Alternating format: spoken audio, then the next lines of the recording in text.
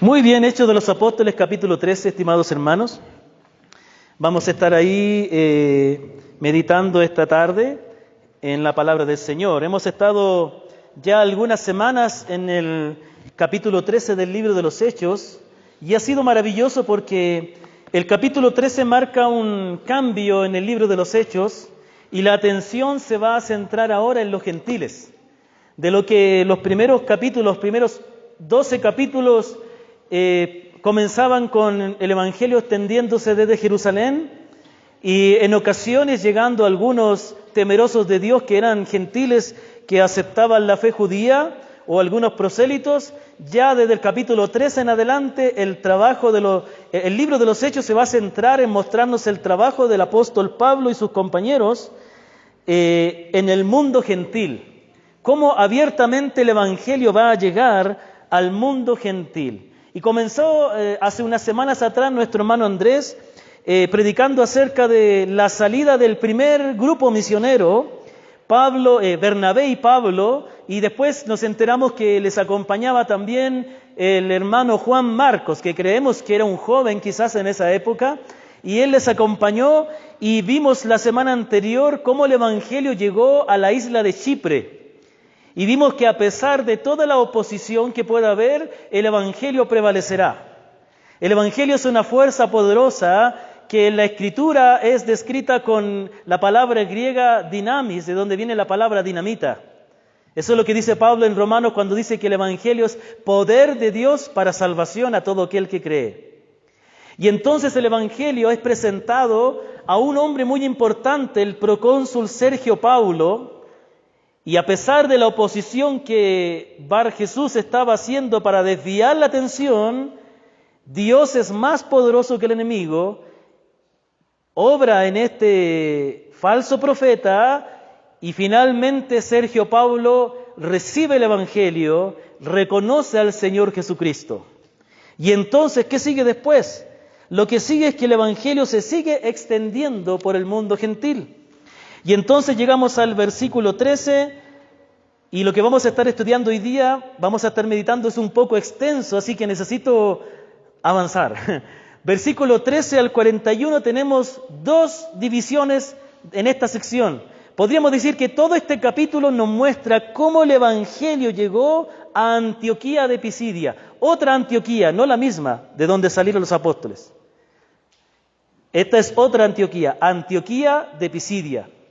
¿Cómo llega el Evangelio ahí? ¿Qué ocurre? Eso es lo que nos relata el resto del capítulo 13. Hoy vamos a ver primeramente cómo los discípulos, cómo los apóstoles, los misioneros llegan a Antioquía de Pisidia y vamos a estar viendo el discurso que Pablo predica en esta ciudad. Esto es algo maravilloso, hermanos. Yo quiero decirles antes de comenzar aquí que tenemos que confesar al Señor el gran pecado que muchas veces cometemos, que teniendo una buena noticia tan maravillosa y tan poderosa como el Evangelio, la escondemos. Interesante porque me hace recordar las palabras del Señor cuando dijo que cuando se enciende una luz no se pone en un cajón o en un almud, sino que se deja para que alumbre a todos. Así alumbre vuestra luz, dijo el Señor. Y de la misma manera podemos hablar del Evangelio. El Evangelio no es algo que necesite nuestra ayuda para ser eficaz. El Evangelio es eficaz. El Evangelio es poderoso por sí mismo. Pero nosotros tenemos que presentarlo. Y muchas veces lo escondemos. Muchas veces tengo que confesar que hemos cerrado nuestras Biblias y hemos cerrado nuestra boca. Y hemos privado a muchos de escuchar esta hermosa noticia que es poderosa para salvarles. Y aquí vamos a aprender del apóstol Pablo que, aunque pueda ser algo muy complejo analizar el sermón de Pablo, porque realmente le está predicando a una audiencia judía, realmente el mensaje es sencillo, es simple. Y tiene que ver con algo puntual, muy importante, que todos los creyentes podemos decir. Primeramente tenemos la primera parte de este texto está en el versículo 13 al versículo 15. Pero primeramente vamos a leer todo el texto, ¿ya? Así que prestemos atención, voy a estar leyendo todo el texto para después analizarlo. Así que escuchemos con atención. Dice, Pablo y sus compañeros navegaron desde Pafos y llegaron a Perge de Panfilia. Pero Juan se apartó de ellos y regresó a Jerusalén. Ellos, saliendo de Perge, llegaron a Antioquía de Pisidia y en el día de reposo entraron en la sinagoga y se sentaron. Después de la lectura de la ley y de los profetas, los oficiales de la sinagoga les mandaron a decir: hermanos, si tienen alguna palabra de exhortación para el pueblo, hablen. Quedémonos aquí un momentito antes de leer el sermón. Yo quiero darle una atención, mire, cuando un predicador tiene que presentarse delante de la congregación, tiene que escoger, en cierta manera, tiene que escoger dentro de toda la riqueza que el texto habla y decir qué es lo que va a exponer, y obviamente tiene que ser lo que la palabra dice, pero este es un texto muy extenso y necesito yo centrarme en algo, y lo que yo quiero centrarme, porque el mismo texto se centra, es en el sermón de Pablo. Lo demás, lo que acabamos de leer, es la manera en que nos muestra cómo llegó Pablo y sus compañeros a Antioquía de Pisidia, para de ahí centrarse en el sermón, y después de eso, la otra semana, nos mostrará el resultado del sermón. De modo que, ¿cuál es el centro de toda esta sección? El sermón de Pablo, perdón, gracias. Gracias por la corrección. Y entonces vamos a detenernos un poquito acá. Y dice, aquí tenemos en esta sección, versículo 13 al 15, cómo llegan los apóstoles a Antioquía de Pisidia. Y dice que salieron de Chipre y navegaron desde Pafos y llegaron a Perge de Panfilia. Ahora, aquí hay algo interesante. Se dice que llegaron a una ciudad llamada Perge de Panfilia, pero no se nos dice qué ocurrió ahí. No se nos dice si predicaron el Evangelio, no se dice si tuvieron oposición, solamente se nos dice un detalle muy importante. Se nos dice en el versículo 13 que Juan se apartó de ellos y regresó a Jerusalén. Aquí tenemos una parte en la vida del famoso evangelista Juan un poco oscura. Yo me acuerdo que cuando era jovencito, la iglesia de donde yo conocí al Señor fue plantada por muchos hermanos que venían de otra iglesia, pero especialmente por el trabajo de un misionero canadiense llamado Ricardo Hanna. Y nunca me olvidaba de él, porque cada vez que veía los picapiedras decía Hanna Barbera. Y yo me acordaba del apellido del misionero. Pero este misionero fue muy querido para mí. Yo lo conocí cuando él tenía 80 y algo años.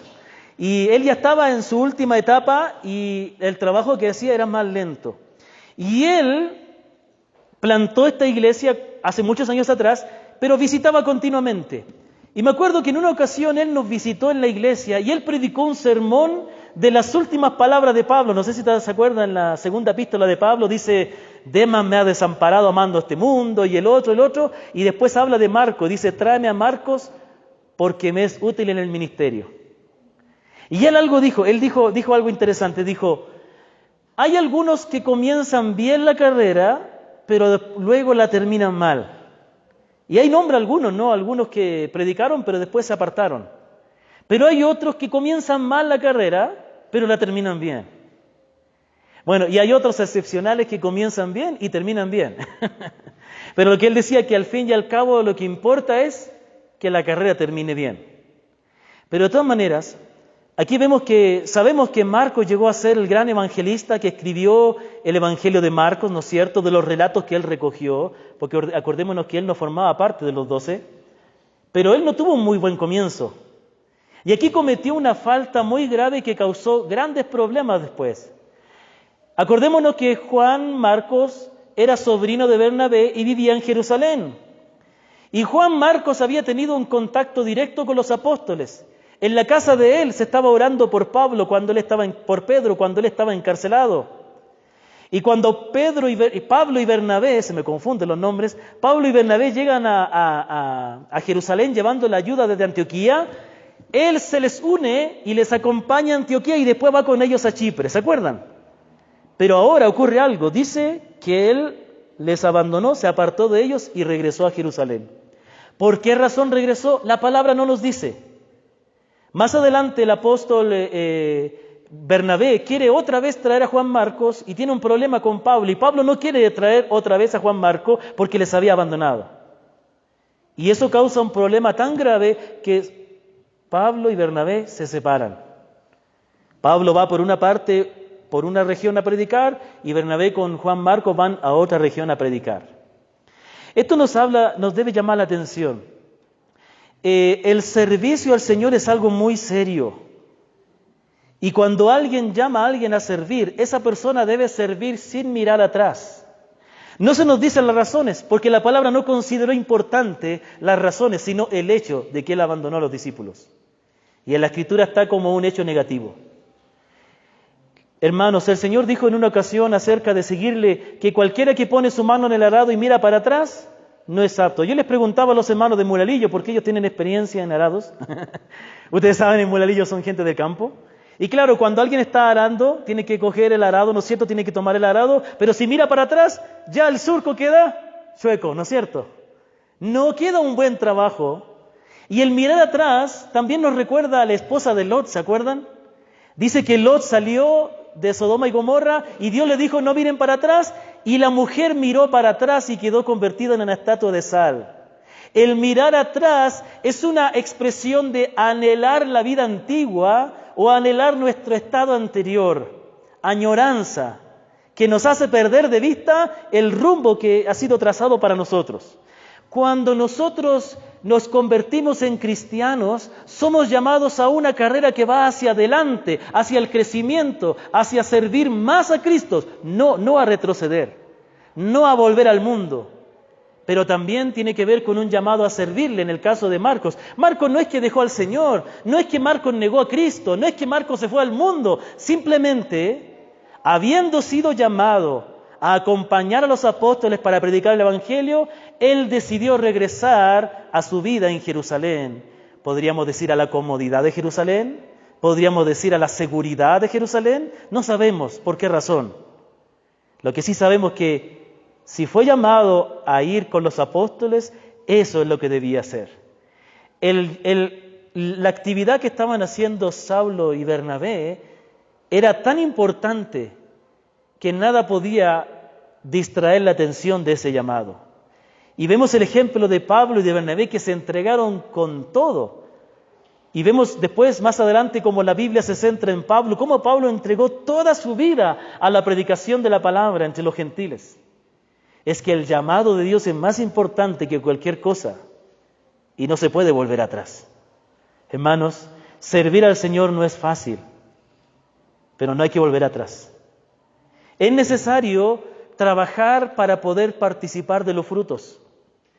Se requiere perseverancia para servir al Señor. Muchas veces nosotros también tiramos la toalla, echamos pies atrás. Tiramos la toalla, empezamos a hacer el culto familiar con nuestra familia, comenzamos a predicar a otros, pero la cosa se pone difícil. No nos prestan atención, no tienen las ganas y nos desanimamos. Hermanos, si nos desanimáramos sería la misma actitud que tiene un agricultor que el día de hoy hace el surco, ¿no? Y después toma toda una tarde para tirar la semilla y al otro día ve, ¿y qué va a ver? No va a ver nada, solo va a ver la tierra. Entonces dice, esto está muy difícil, me retiro. Puede ser que en la tierra no se vea nada, pero por debajo está la semilla. Y pasan los días, pasan las semanas, y todavía en la superficie no se ve nada, pero por debajo de la tierra está la semilla que ya está sacando unas hojitas, ya se está levantando un tallo, ya se está, hasta que de repente un día se ve entre medio de la tierra una hojita verde, y después comienza a crecer la planta, y después da fruto. ¿Pero cuánto tiempo pasa? Mucho tiempo. Y en ese tiempo el campesino, el agricultor tiene que tener fe, por así decirlo, de que el agua que está regando, aunque él no vea nada más que tierra, producirá resultado en algún momento. Lo mismo es con el servicio al Señor. No somos útiles en las manos de Dios. No podemos ser usados por el Señor si no somos perseverantes, si estamos desanimándonos, o volvemos atrás, o no somos constantes, no nos congregamos de manera constante, no servimos en alguna responsabilidad de manera constante, no predicamos el Evangelio de manera constante. Hermano, yo he tenido que aprender eso.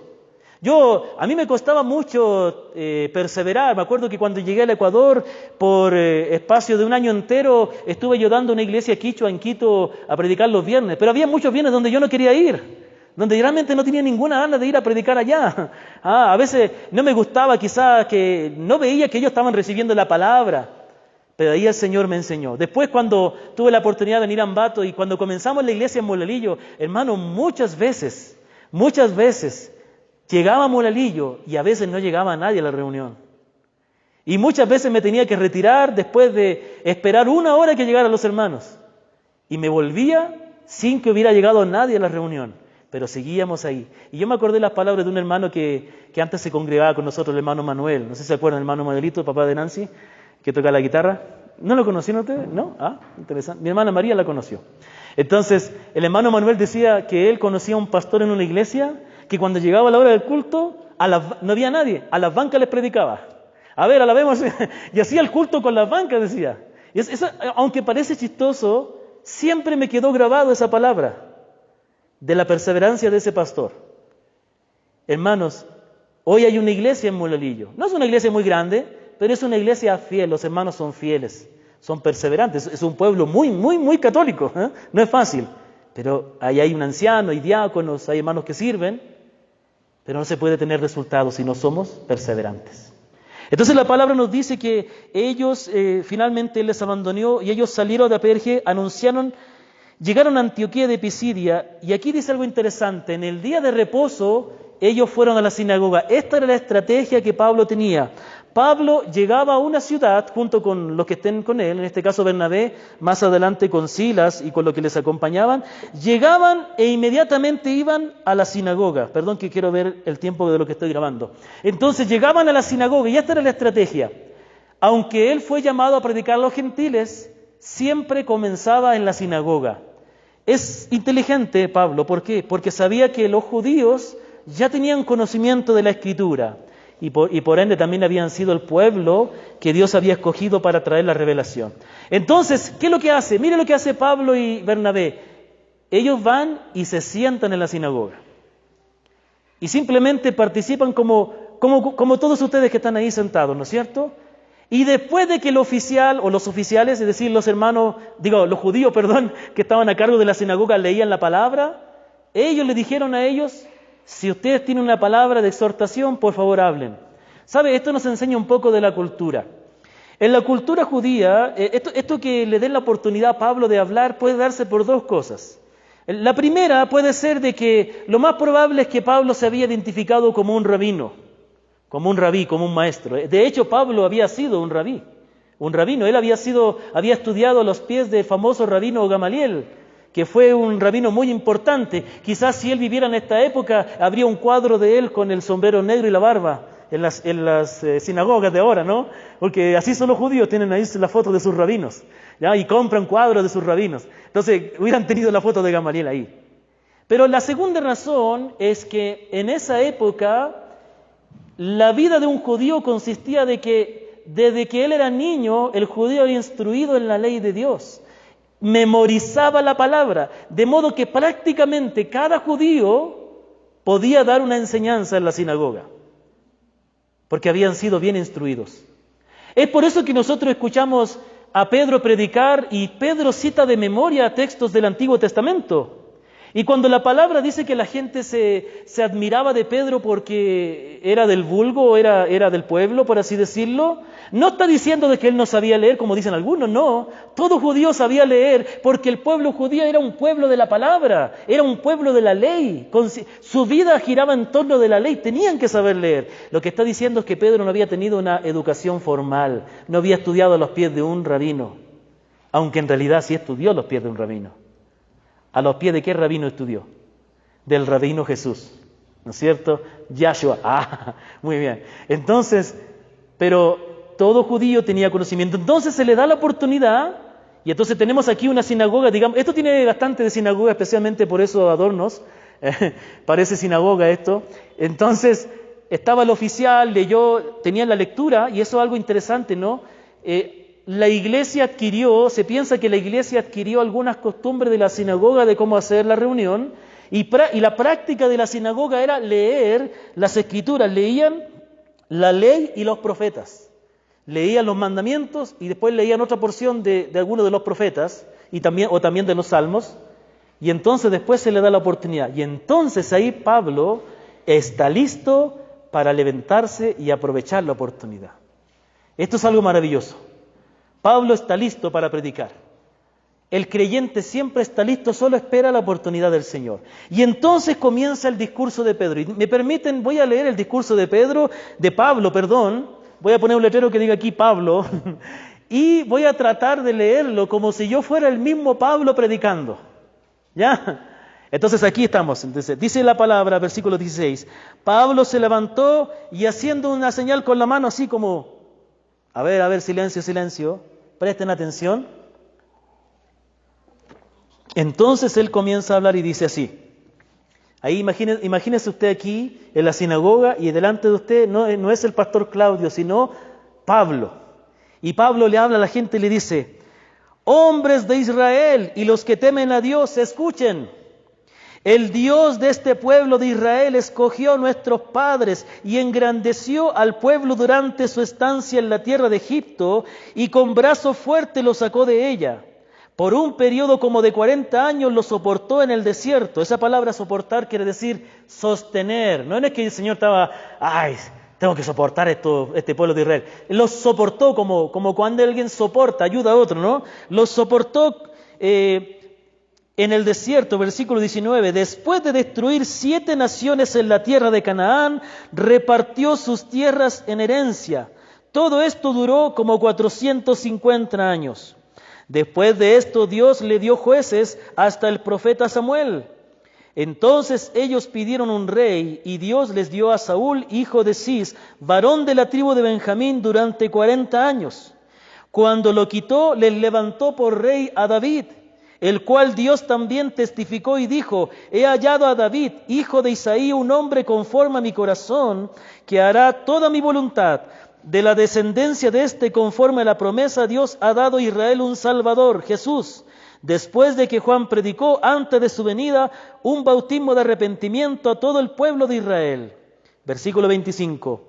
Cuando Juan estaba a punto de terminar su carrera, decía: ¿quién piensan ustedes que soy yo? Yo no soy el Cristo, pero miren, viene tras mí uno de quien yo no soy digno de desatar las sandalias de sus pies. Hermanos, hijos del linaje de Abraham, y los que entre ustedes temen a Dios, a nosotros nos es enviada la palabra de esta salvación. Pues los que habitan en Jerusalén y sus gobernantes, sin reconocer a Jesús, ni las palabras de los profetas que se leen todos los días de reposo, cumplieron estas escrituras cuando lo condenaron. Aunque no hallaron causa para dar muerte a Jesús, pidieron a Pilato que lo mandara matar. Cuando habían cumplido todo lo que estaba escrito acerca de él, lo bajaron de la cruz y lo pusieron en un sepulcro.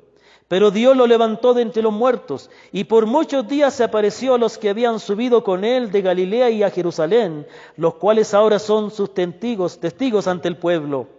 Nosotros les anunciamos las buenas nuevas de que la promesa hecha a los padres, Dios la ha cumplido a nuestros hijos al resucitar a Jesús, como también está escrito en el Salmo 2. Mi hijo eres tú, yo te he engendrado hoy. Y en cuanto a que lo resucitó de entre los muertos, para nunca más volver a ver corrupción, Dios ha hablado de esta manera: le daré las misericordias a David, misericordias santas y fieles prometidas a David. Por tanto, dice también en otro salmo: no permitirás que tu santo vea corrupción. Porque David, después de haber servido al propósito de Dios en su propia generación, durmió y fue sepultado con sus padres y vio corrupción. Pero aquel a quien Dios resucitó no vio corrupción. Por tanto, hermanos, sepan que por medio de él les es anunciado el perdón de los pecados, y que de todas las cosas de que no pudieron ser justificados por la ley de Moisés, por medio de él todo aquel que cree es justificado. Y termina Pablo con estas palabras, versículo 40.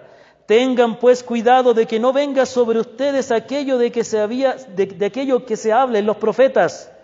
Miren, burladores, maravíllense y perezcan, porque yo hago una obra en sus días, una obra que ustedes nunca creerían, aunque alguien se las describiera. Amén. Esto que acabo de pronunciar ha sido el sermón de Pedro, mucho más corto que mis sermones. Lo más probable, a lo mejor, era un resumen del sermón. Pero entendamos que tampoco es un sermón que él está predicando a la iglesia. Es más, ¿sabía usted que no hay ningún sermón registrado en la Biblia que se haya predicado en la iglesia? Lo único que tenemos son las cartas que él envía, que son como sermones, pero escritos. Pero todos los sermones que vemos en el libro de los Hechos eran proclamaciones espontáneas del Evangelio. No es que Pablo sacó su apunte y dijo, muy bien, abramos las Escrituras en Deuteronomio, en Levítico, en el Salmo 2, sino que él todo lo dice de memoria. Y esto es admirable, hermanos. Predicar el Evangelio es presentar a Cristo al cual conocemos. Es predicar la palabra del Evangelio, la cual está guardada en nuestro corazón porque hemos creído en ella para ser salvos, ¿o no? Entonces, no requiere tanta predicación, no requiere tanta preparación, como que usted tuviera que hacer un bosquejo para salir a predicar. Ciertamente eso no es malo. Yo lo he hecho, yo tengo algunos bosquejos con los cuales yo predico el Evangelio, algún orden como presento el Evangelio. Pero presentar el Evangelio es hablar de este Cristo que es Señor, que da el perdón de los pecados, que murió, que resucitó. Es una verdad sencilla, pero es un Cristo real en el cual nosotros confiamos.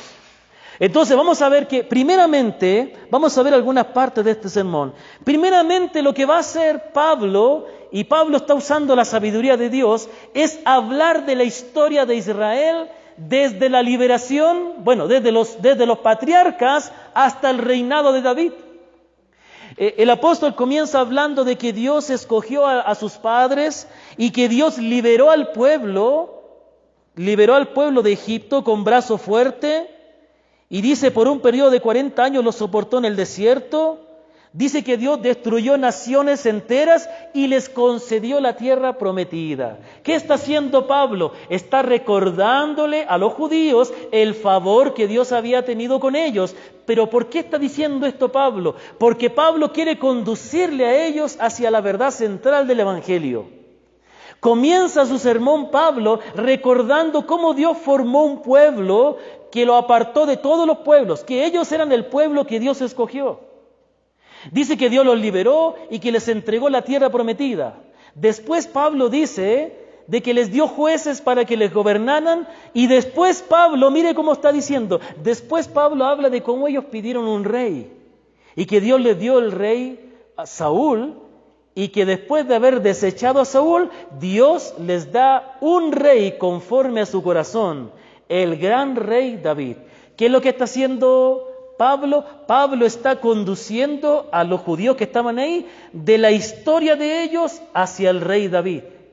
Estaba diciéndoles cómo Dios tuvo misericordia, cómo Dios les formó y cómo Dios le dio este rey David. Pablo está llevándoles hacia el rey David, porque el rey David va a servir de puente para llevarles algo más importante. La pregunta es, ¿por qué era importante que Pablo presentara el Evangelio desde el rey David? Esto es algo muy importante, y aquí viene la segunda parte del sermón. En la segunda parte, Pablo va a hablar del rey David, de que fue el gran rey que Dios estableció. ¿Por qué era importante hablar de este rey y qué relación tiene con Jesucristo, con la salvación? Es que este fue el rey al cual Dios hizo la promesa, cuya promesa se cumple en Jesucristo. ¿Sabía usted eso? En otras palabras, lo que va a hacer Pablo es demostrar que Jesucristo es el que cumple las promesas hechas al gran rey David que tanto los judíos veneraban. ¿Sí me doy a entender? Pablo está guiándoles a través de su historia para llevarles a mostrarles que Jesús era el que cumplía las promesas hechas al rey David. Fue al rey David al cual Dios hizo la promesa que iba a haber un reino que no tendría fin. Dios le prometió a David que preservaría su cuerpo para que no hubiera corrupción. Dios hizo promesas a David, pero que no se cumplieron en David. Por lo tanto, se cumplen en el Mesías. Vamos a ver. él habla acerca del rey David. Y entonces él muestra que Jesucristo era, primeramente lo que va a decir, cuando llega al punto del rey David, él no va a hablar de la cautividad, él no va a hablar de otros reyes que hubieron, él se queda en David y de David salta ¿hacia dónde? Hacia el nuevo pacto, hacia el Mesías.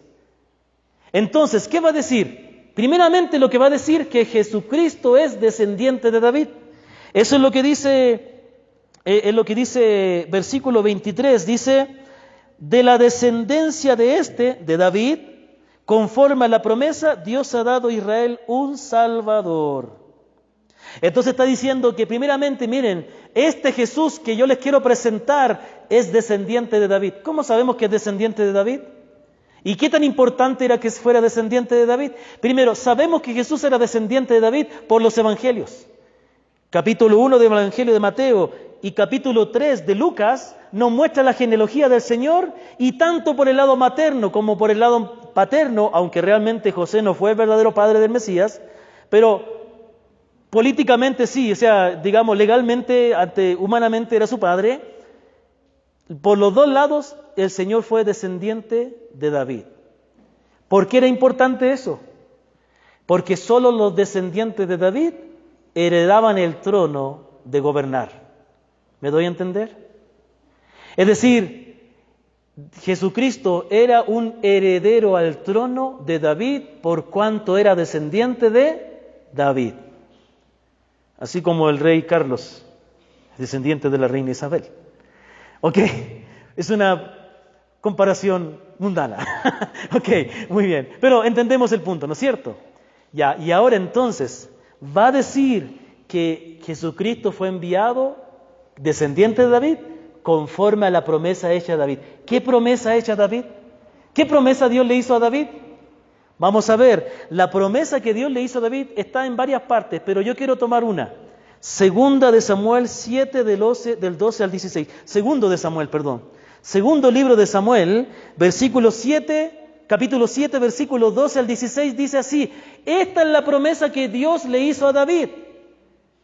Mire, cuando tus días se cumplan y reposes con tus padres, es decir, cuando te mueras, levantaré a tu descendencia después de ti, levantaré a tu descendiente después de ti, el cual saldrá de tus entrañas, y estableceré su reino. Dice, él edificará casa a mi nombre, y yo estableceré el trono de su reino forever, para siempre. Yo seré padre para él, y él será hijo para mí. Cuando cometa iniquidad lo castigaré con vara de hombres y con azotes de hijos de hombres, pero mi misericordia no se apartará de él, como la aparté de Saúl, a quien quité delante de mí. Versículo 16, tu casa y tu reino permanecerán para siempre delante de mí, tu trono será establecido para siempre. ¿Sabe? Estas palabras se cumplen de dos maneras. Primeramente se cumplieron en parte en Salomón, pero por sobre todo se cumplen en Jesucristo. Entendamos que en el Antiguo Testamento habían ciertas profecías que se cumplían en ciertos hombres, pero su verdadero cumplimiento estaba en el Mesías. Por ejemplo, en Isaías 53 se habla del siervo sufriente. O algunos piensan que primeramente se trataba del profeta o del pueblo de Israel como siervo de Dios. En algunas cosas puede ser que sí, pero principalmente se cumplen en el Mesías. ¿Me comprende? Por ejemplo, el Salmo 22 comienza con las palabras: Dios mío, ¿por qué me has desamparado? Bueno, fueron las palabras que el escritor de ese Salmo inspirado escribió para expresar lo que él estaba viviendo. Pero las palabras que él expresó realmente tenían su cumplimiento en el Mesías. ¿Me comprende? Esto es muy importante para entender las profecías del Antiguo Testamento. Entonces vamos a ver que hay muchas cosas que se cumplen en Salomón, pero vamos a ver que se cumplen de una manera imperfecta en Salomón y que se cumplen verdaderamente en Cristo. Por ejemplo, dice que iba a ser un descendiente de David. Bueno, Salomón fue el descendiente de David que gobernó después de su padre, ¿no es cierto? Pero también dice, él edificará, bueno, Jesucristo también es descendiente de David, en la parte humana. Y también dice el versículo 13 acerca de descendiente que Dios iba a levantar de David, que él iba a edificar casa a Jehová. ¿Quién fue el que construyó la casa de Dios? Salomón. Él construyó el templo, ¿no es cierto? Pero esa es la verdadera casa del Señor. La verdadera casa del Señor la construyó el Señor Jesucristo. Primeramente, Él es el templo. Él es donde habita corporalmente toda la plenitud de la deidad. Destruid este templo, dijo el Señor, y en 3 días lo reedificaré, refiriéndose a su cuerpo. Pero también Jesucristo, por su sufrimiento, por su padecimiento, el fruto de Él somos nosotros, su iglesia, el templo de Dios. Pero aquí hay algo interesante, dice que yo estableceré su trono, su reino, para siempre. Y sabemos que Salomón no reinó para siempre. Y sabemos que los siguientes reyes tampoco reinaron para siempre. El único que reina para siempre es el único que nunca morirá, el Señor Jesucristo. Entonces, ¿qué está diciendo David en esta parte? Está diciendo el apóstol Pablo, está hablándole de David y le va a mostrar que le está hablando de David para mostrarles que las promesas que se hicieron a David de un descendiente que reinaría y viviría para siempre, no se cumplieron en Salomón, ni en otro, ni en David. Se cumplieron en el Señor Jesucristo. Eso es lo que está haciendo Pablo. Les está mostrando cómo Jesucristo es el cumplimiento de las promesas hechas a David. Es por eso que habla del profeta Juan y que el profeta Juan anunció la venida del Mesías y que él no era y que llamaba al pueblo a esperar. Y entonces va a hablar ahora de la muerte de Cristo. ¿Por qué habla de la muerte de Cristo? Porque claramente la muerte de Cristo es esencial para poder tener una verdadera fe. Creer que Cristo murió por nosotros es fundamental para ser salvo. Pero en cierta manera, Pablo quiere llegar a otra cosa. Pablo habla de la muerte de Cristo porque de ahí quiere hablar de la resurrección. Y entonces él habla en los versículos 26 al 29 cómo los judíos de Jerusalén rechazaron a Jesús y lo condenaron a muerte porque ignoraron lo que las Escrituras decían de él.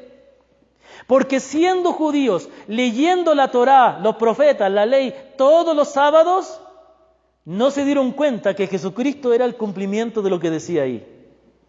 No se dieron cuenta que la palabra presentaba a este Cristo que vendría, que nacería en Belén, que vendría de Galilea. Todo lo que decía la Escritura se cumplió, pero aquí nos muestra que los judíos, pretendiendo conocer a Dios, pretendiendo ellos ser el pueblo que conocía al verdadero Dios, ignoraban la Escritura y por eso no identificaron al Mesías.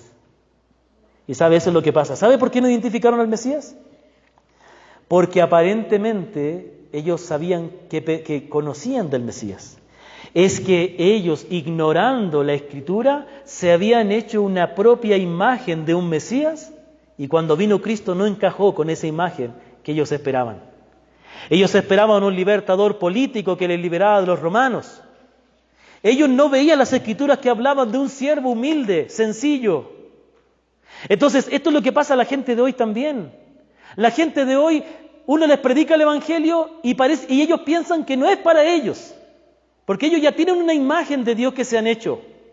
Ellos ya tienen un pensamiento de Dios. Lo podemos ver en la sociedad. Esto hablaba con un hermano ayer, con mi hermano Andrés hablaba, de que el cristianismo falso, el cristianismo superficial ha impregnado la sociedad. Y usted va a encontrar personas que no se congregan, viven en pecado, viven en fornicación, viven en adulterio, viven en la farra y todo, y ponen versículos y ponen canciones cristianas. Ellos tienen una imagen de un Dios que no es el Dios de la Biblia.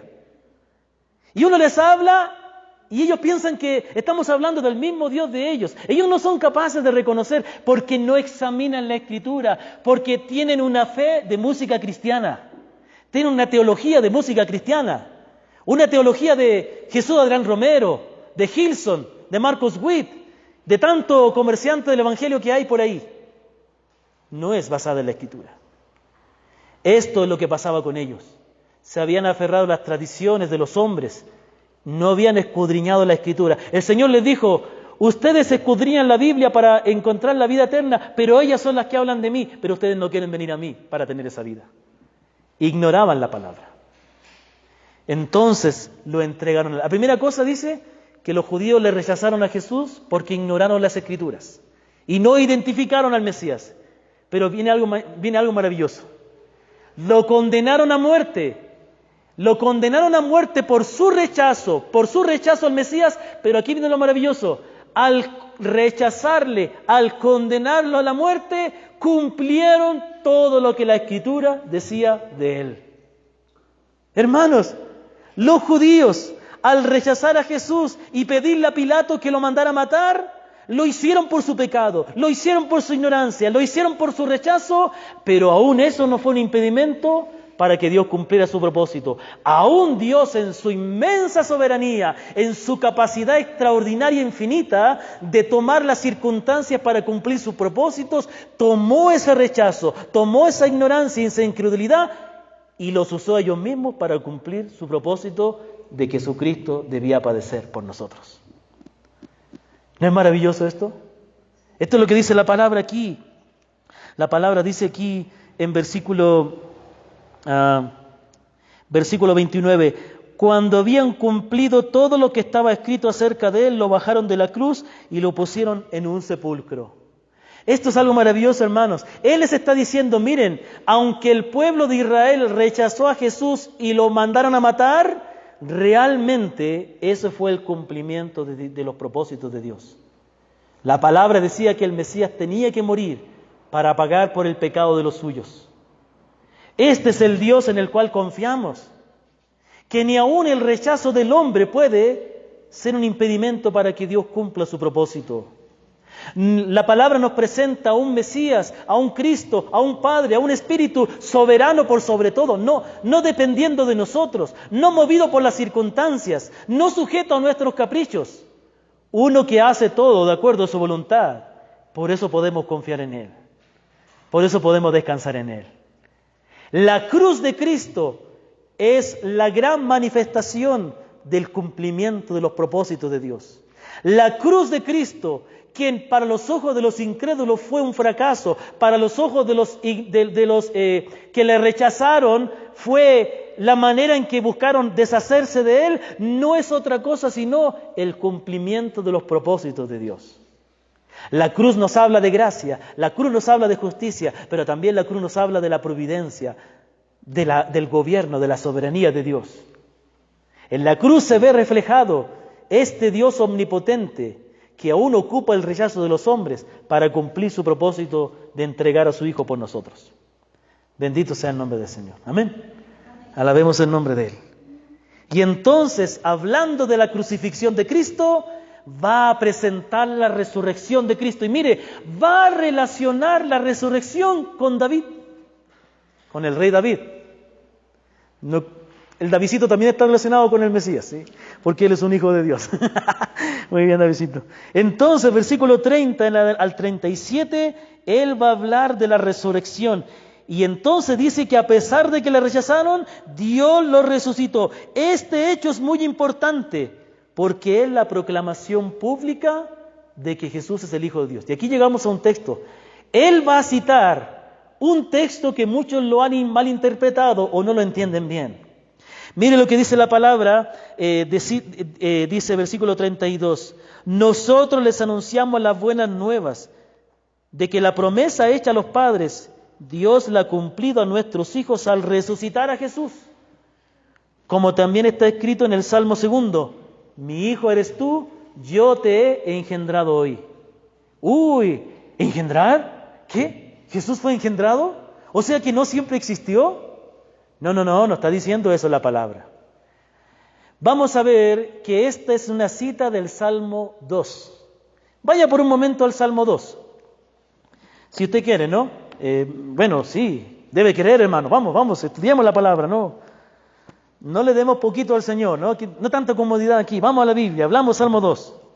Y el Salmo 2 nosotros lo cantamos hace años, ¿se acuerdan? Hay que buscar una versión un poco más actual para cantarla. El Salmo, hermanos, este Salmo, créame que en toda mi vida de creyente, en mis años en Chile, en todo, nunca consideramos el Salmo 2. ¿Me comprende?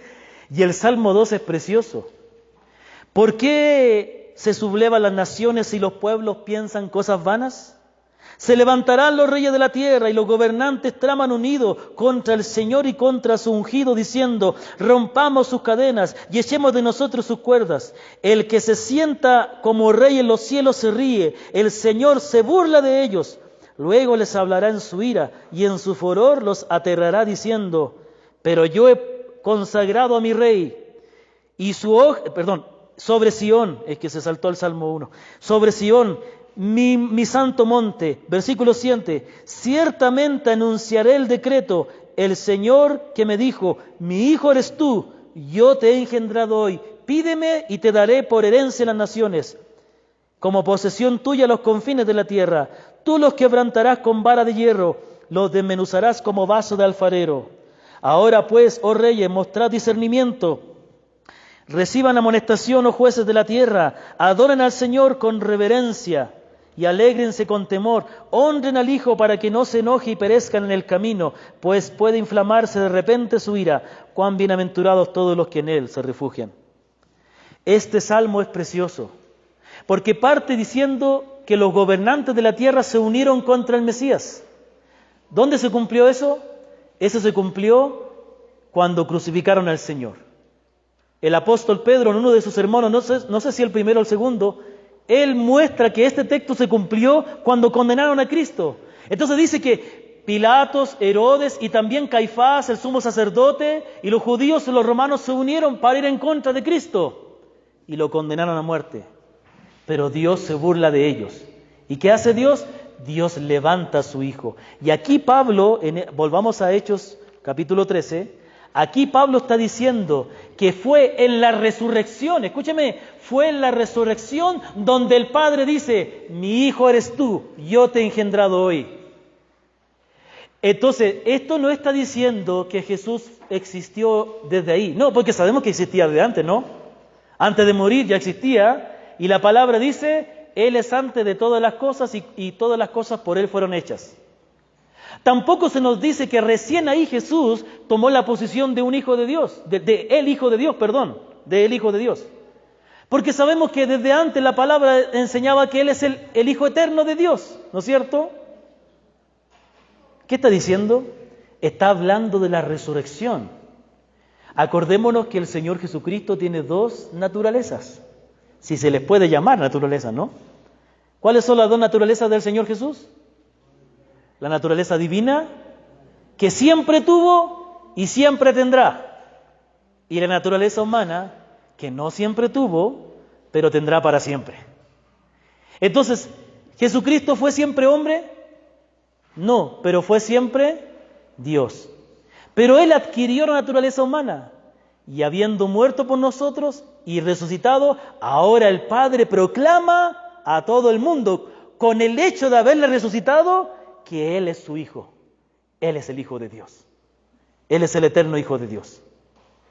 Hay una doctrina que se llama el engendramiento eterno de Cristo, y eso es algo bíblico, es algo histórico, la Iglesia siempre lo ha creído. Cristo eternamente es engendrado del Padre. No está diciendo que Cristo comenzó a existir, habla de la unidad que tiene el Padre con el Hijo, el Padre con el Hijo, que procede de Él, pero siempre ha sido así. Siempre ha sido Padre, siempre ha existido, pero procede del Padre. Como el Espíritu Santo procede del Padre y del Hijo eternamente. Bueno, esa es otra cosa. Pero el punto central está aquí, que en la resurrección fue la manera gloriosa y, por así decirlo, oficial, donde el Padre le dice a todo el mundo que este Jesús de Nazaret, Él es mi Hijo. Que no solamente era un descendiente de David, no solamente sería un hombre que vendría a gobernar, era el mismo Hijo de Dios. ¿Cómo lo sabemos? Porque Dios lo resucitó. Eso es lo que está diciendo. Está hablando de la resurrección como el gran hecho donde Dios cumple el propósito de presentar a Jesús como su Hijo.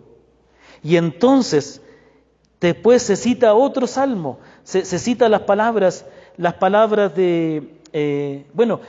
antes de eso, la resurrección, uno de los beneficios o una de las consecuencias de la resurrección es que Jesús, lo hemos aprendido, ¿no? es hecho Señor de todo. No que no lo haya sido, pero ahora como hombre también es Señor de todo. ¿Estamos claros en eso? Pero la resurrección también es la manera en que el Padre públicamente proclama que Jesús es el Hijo. Eso es lo que dice Romanos capítulo 1, versículo 4. Mire el libro de Romanos capítulo 1, versículo 3. Es el mensaje acerca de su Hijo que nació de la descendencia de David según la carne y que fue declarado Hijo de Dios con un acto de poder conforme al Espíritu de Santidad por la resurrección de entre los muertos, nuestro Señor Jesucristo. El Señor Jesucristo fue proclamado oficialmente, declarado oficialmente como Hijo de Dios por la resurrección. Entendamos que la encarnación, Él era el Hijo de Dios, sí lo fue, pero estaba en un estado de humillación, estaba en un estado velado, su gloria estaba velada. Era un hombre, sus actos demostraban que Él era Dios, su autoridad, pero Él estaba velado, pero al resucitarle fue exaltado, fue glorificado y ahora nosotros no estamos proclamando a un Jesús que todavía está en un estado de humillación. Hablamos de su humillación, enseñamos el significado de la humillación de Cristo que cargó con nuestros pecados, pero este Cristo de ahora ya no está en humillación. Este Cristo al cual predicamos, este Cristo al cual invitamos a todo el mundo a creer en Él, es el Cristo exaltado, es el Señor de todo, es el Hijo de Dios que resucitó y vive para siempre. No es el carpintero ya, no ese hombre sencillo y desechado de los hombres, eso ya ocurrió. Es Cristo glorificado, que murió para salvarnos, pero ahora Él es el Señor, Él es el Hijo de Dios y tú debes arrepentirte y entregarle tu vida a Él. Cuando se entiende eso, es cuando se tiene una verdadera fe. No es ese Jesús que te ayuda en todo cuanto tu corazón egoísta quiere y tú no le adoras, no le sirves, no te comprometes con Él. Ese es un Jesús humillado todavía, ¿no? Ese es un Jesús buenito. Ese no es el Jesús de la Biblia, Él es el Señor, Él es el que gobierna, Él es el Hijo de Dios y tiene autoridad para salvarte o condenarte. Y tú debes humillarte, venir a Él y rendirle tu vida, rendirle tu lealtad. Esa es la fe cristiana. Esa es la fe que tenían los primeros creyentes, por eso morían por este Cristo. Porque no creían en uno que estaba ahí todavía en la cruz. Ellos no usaban crucifijos. Ellos no estaban continuamente clamándole a un Jesús que está ahí sufriendo en la cruz. Ese Jesús no puede, murió, sí, su muerte es eficaz para pagar nuestros pecados, pero ahora, estando vivo y teniendo todo el poder, puede salvarnos y hacer todo cuanto nosotros necesitemos y que Él nos quiera dar. Amén. Y entonces va a decir que Dios le da a Él la misericordia de David, las promesas que le dio. Pero también va a hablar de un hecho importante. Entonces Pablo va a citar y dice las palabras que Dios le dijo a David. David cita en el Salmo 16, hablando acerca de su confianza en el Señor, dice, porque tú no abandonarás mi alma en el Seol, ni permitirás que tu santo vea corrupción. Esas palabras se aplicaban primeramente a David, porque David clamó a Dios para que le libre de sus enemigos. Pregunto, ¿le libró Dios de sus enemigos o no? A David. Sí, pero ¿David sigue vivo? ¿Usted lo ha visto? ¿Ha hablado con él? ¿Ha ido a Jerusalén a hablar con el rey David? ¿Sabe? En Jerusalén hay una sinagoga donde se piensa que ahí está la tumba de David. Yo entré a esa sinagoga.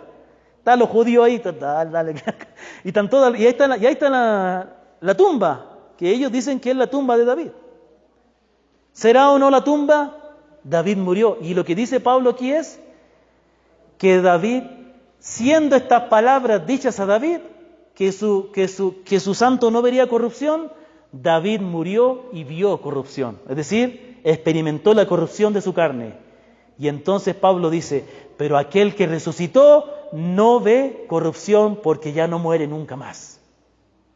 Entonces, diciendo todas estas palabras, termina su sermón con dos cosas. Primero diciendo, versículo 38 al 39, dice el apóstol Pablo, termina estas palabras diciendo, por tanto, sepan que por medio de Él le es anunciado el perdón de los pecados, y que de todas las cosas que no pudieron ser justificados por la ley de Moisés, por medio de Él todo aquel que cree será justificado.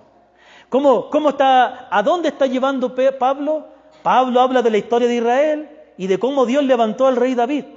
Cómo Dios les hizo promesas a los padres y a David, pero cómo esas promesas se cumplen en el Mesías Jesús. Y que Jesús murió, pero fue el cumplimiento de los planes de Dios. Que resucitó y ahí se cumplió lo que Dios había prometido a David. Entonces ahora este Jesús, que tiene toda autoridad, que tiene todo poder, que es el Hijo de Dios, Él puede perdonarte, Él puede justificarte, puede darte lo que tú no puedes lograr con tu obediencia a la ley. Dos cosas importantes está hablando Pablo: la autoridad del Mesías y la justificación por la fe en ese Mesías. Los judíos necesitaban entender dos cosas: que Cristo verdaderamente era el Mesías y que no por la ley, sino por el Cristo ellos podían tener perdón. ¿Sabe? Esta es la necesidad de toda persona. Toda persona en este mundo vive luchando con la culpa de su pecado. Con mayor o menor conciencia, toda persona no está tranquila si no tiene el perdón de Dios. Y eso es lo que Cristo da. Pero para que Cristo dé el perdón, tiene que ser este Cristo con autoridad. ¿Me comprende? Y ese es el Cristo en el cual confiamos y al cual debemos proclamar. Y termina su sermón con una palabra de advertencia. Versículo 40 y 41 habla del profeta, toma las palabras del profeta Habacuc. El profeta Habacuc decía: miren, entre las naciones observen, asómbrense, quédense atónitos, porque haré una obra en sus días que ustedes no la creerán si alguien se la contara. Aquí el profeta Habacuc está hablando al pueblo que estaba desobedeciendo a Dios y le está diciendo: por causa de su desobediencia, por causa de su incredulidad, ustedes no podrán ver la obra que Dios está haciendo. Y Él está diciendo: cuidado, cuidado pueblo, porque si ustedes no reconocen al Mesías, les va a pasar lo que profetizó Habacuc. Ustedes se van a perder y nunca van a conocer lo que Dios está haciendo. Esto es algo importante, porque normalmente la gente no le tema el peso a la palabra. Hermanos, ¿usted le está tomando el peso a esta palabra que está escuchando? Y no esté tranquilo porque usted es un creyente. Claro, que esta palabra le llene de gozo al saber la grandeza de su Cristo, pero que también nos advierta de que no caigamos en el error del pueblo judío, que por su ignorancia no reconocieron al Mesías. Algo que caracteriza al creyente es que conoce más y más a Cristo. Algo que caracteriza al verdadero creyente es que se somete a Cristo. Si no estás sometido a Cristo, tú no eres un creyente. Déjame decirte, no lo eres. No importa la iglesia que hayas ido, no importa que te hayas bautizado, no importa que hayas pasado adelante, que hayas aceptado al Señor. Si tu vida no está entregada al señorío de este Cristo, si tu Cristo no es este que tiene toda la autoridad, entonces tú no eres cristiano. Tú tienes a un falso Cristo. Ese falso Cristo no se molesta porque tú no quieres seguirle. Ese falso Cristo no se molesta porque tú no obedeces su palabra, porque no tú cumples tus deberes, porque tú no eres leal a Cristo. El Cristo que nos muestra la Biblia es un Cristo todopoderoso. Quiero recalcar 4 cosas de este sermón. La primera es que todo el sermón tiene el propósito de conducirnos a Cristo. Y esto es algo maravilloso. Pablo habla del pueblo de Israel para mostrar al rey David y mostrando al rey David presenta que Cristo es el cumplimiento de todo lo que Dios hizo a David. ¿Cuál es el propósito de Pablo a través de este sermón? Conducirles a Cristo. Tomar sus mentes, tomar sus corazones y con la palabra, con el Espíritu ahí que está obrando en la palabra, llevar sus mentes al entendimiento de Cristo. Ese es el propósito de la palabra. La palabra nos conduce a Cristo, no a nosotros, no a nuestros propósitos egoístas. No en nuestra vida centrada en nosotros, nos conduce a Cristo y nos muestra a Cristo en toda su gloria para que nosotros nos rindamos a Él. El propósito de este sermón es conducir a Cristo y es el propósito de la predicación del Evangelio. ¿Qué es predicar el Evangelio? Es conducir a las personas a Cristo. Mire, una de las maneras más sencillas pero más eficaces de predicar el Evangelio es leerles el Evangelio a las personas. Tome Mateo, Marcos, Lucas o Juan, cualquiera de los 4 evangelios, y léalo. Y ahí se va a presentar. Y Dios le va dando sabiduría para explicar. Dios dio 4 evangelios, 4 historias de la vida terrenal, la humillación, la muerte y la exaltación de Cristo. Por algo es. Porque la gente necesita conocer a Cristo. ¿Me comprende? El evangelio es más que una doctrina, más que una definición, más que una cláusula. No por obras, por gracia. Sí, son verdades. Pero esas verdades están en una persona. Y si nosotros le explicamos a la persona, le vamos a estar explicando todas esas verdades. La persona de Cristo. La segunda verdad es que este sermón enfatiza y explica la resurrección. La resurrección es importante en la predicación porque habla de la autoridad de Cristo. Autoridad que debe ser reconocida para ser salvo. La tercera verdad explica que la única manera de ser justificado es por medio de Cristo. Y este es el punto, hermanos. El Evangelio se trata de que Jesucristo es el Hijo de Dios y que solo Él puede otorgar el perdón. No está hablando aquí de sanidad, no está hablando aquí de bendición, aunque eso es una bendición, está hablando de la salvación. Hermanos, cuando usted predica el Evangelio, usted está mostrando la verdadera necesidad, que es la necesidad de la justificación, del perdón. Hermanos, ¿cuántas veces escucho hermanos decir, sí, yo le compartí la palabra a mi vecino, sí, ¿qué le dijo? Le dije que no se preocupe, que confíe en el Señor, Él le va a ayudar. Eso no es predicar el Evangelio. Eso no tiene nada que ver con la salvación del alma. Oh, sí, es que hay que... Vecino, sepa que hay un Dios que nos ama. No, eso no es el Evangelio. Sí, Dios nos ama, pero ese amor está en la cruz de Cristo. Fuera de Cristo no hay amor para el hombre. Mira, Dios es amor, pero ¿sabes qué? Si tú te arrepientes, Dios no te va a dar amor, te va a dar juicio. Te va a enviar al infierno. Enviar gente al infierno no es un acto de amor, es un acto de juicio, de justicia. Y solo hay amor para aquellos que se arrepienten y creen en Cristo. ¿Qué le está hablando a las personas? ¿Qué le está compartiendo? Cuando no predicamos el Evangelio de una manera clara y objetiva, hablando de que Cristo es el que salva, es el que justifica, es el que perdona, estamos ocultando el Evangelio a las personas. Les estamos mostrando una verdad que no es verdad. No, si no te arrepientes de tus pecados y no confías en Cristo para ser salvo, por más que Dios haga un milagro, por más que Dios te sane, por más que Dios te ayude en problemas, con tus problemas resueltos, con tu salud, te vas al infierno por la eternidad. Cristo vino a salvar. Ese es el gran propósito por el cual murió en la cruz. A justificarnos, a limpiarnos de nuestros pecados. La gente necesita entender la suciedad de su pecado, pero la gracia amplia de Cristo en perdonar a los que se arrepienten. Y la tercera verdad es que este mensaje advierte del peligro de rechazar el mensaje. Y esto es algo que nosotros debemos hacer énfasis. No hay que pasar por alto la verdad del Evangelio. Hay que tomar en serio la palabra, hermanos. Mire, usted puede estar aquí y aún así no tomar en serio la palabra, cuando la palabra no provoca nada en su vida. Cuando tu conciencia no es acusada, cuando tu vida no está intranquila, habiendo escuchado la palabra, lo único que indica eso es que todavía estás muerto y la palabra no está haciendo nada en tu vida. Por otra parte, hay muchos cristianos que no toman en serio la palabra. Dicen, sí, yo me arrepentí, yo confié en el Señor. Muy bien. ¿Y sigues viviendo para Él? ¿Estás creciendo en tu compromiso con Él? ¿Estás sirviendo más?